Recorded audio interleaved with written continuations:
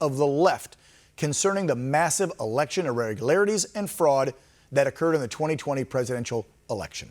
For nearly a month now, we have been told by the lamestream media, Democrat leaders, social media giants, and even deep state employees at the Department of Homeland Security that this was the safest election in history, that there was no way that voter or election fraud took place. And if it did, it wasn't enough to make a difference. Really? Well, instead of sitting here and opining about the matter and rerunning sound bites from eyewitnesses who've put their credibility on the line at these hearings that have taken place across our country over the past 2 weeks, I thought I would take a different approach tonight. And instead of me screaming from my soapbox, well, thanks to some viewers and a little digging, you concerned patriots out there, thank you, I thought we'd let you hear directly from Democrats themselves talking about and claiming that election fraud does in fact happen. So let me set up this first clip.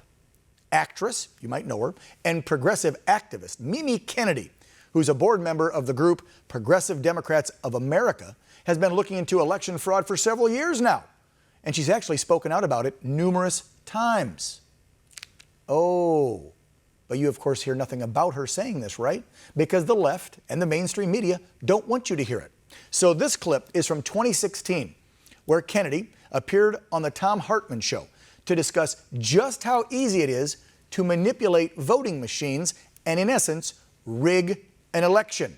Take a look and listen. Votes are not merely flipped. In any vote counting, electronic, OptiScanner, or direct record electronic, you can count one person, one vote as one person, 100/100ths of a vote.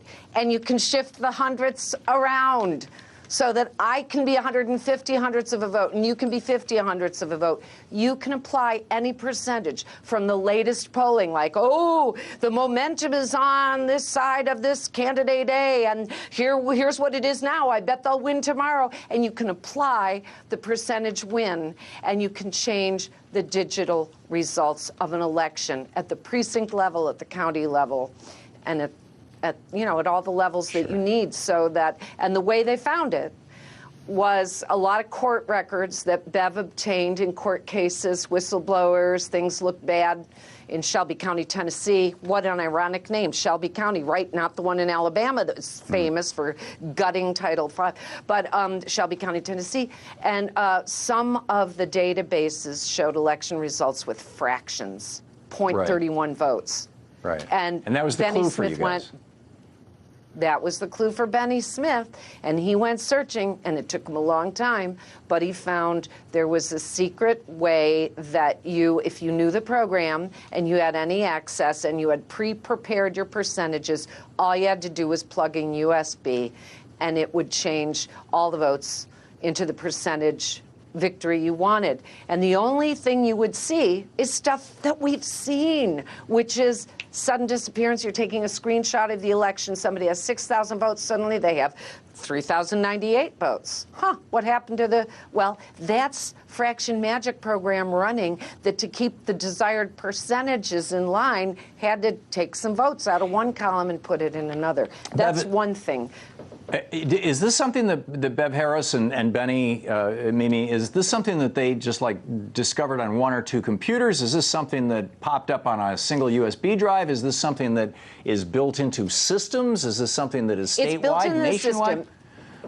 In 1999, Global Election Management Systems, GEMS, created a database for Diebold. It's since migrated to ES&S, Sequoia, Dominion, about 90% of our digital vote counting machines.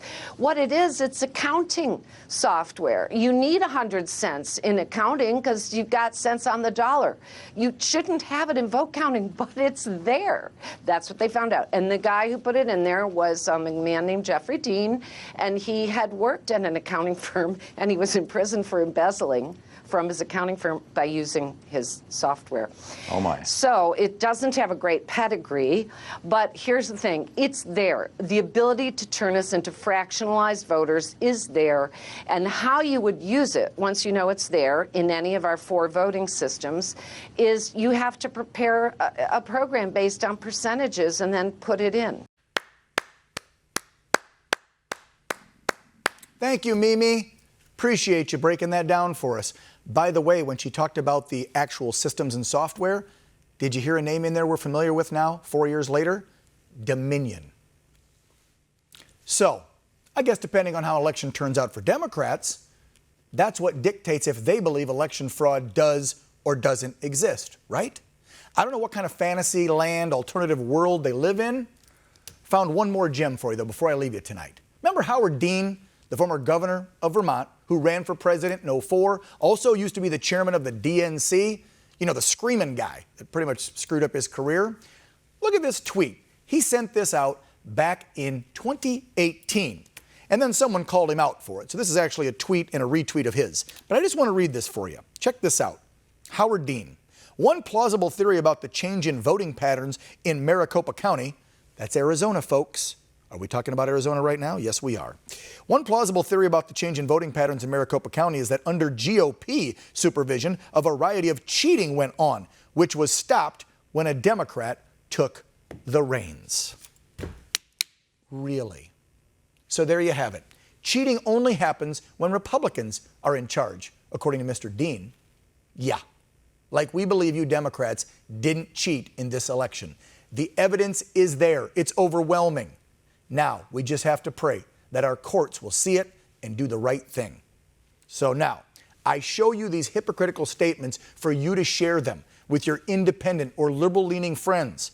Why? So the next time they call you crazy or a conspiracy theorist about this election, pull this clip, pull this tweet, throw it in their face, and walk away. And that's going to do it for tonight's show. We appreciate you tuning in to Real America. If you'd like to reach out to us, send us a message. Let us know about something you know about, you think it's story-worthy. Nominate a patriot for our Patriot Report. You can do it on Twitter, Facebook, or send me an email. Would love to hear from you. We'll see you tomorrow night, 5 p.m. Pacific, 8 p.m. Eastern. But until then, be proud, be safe, and God bless.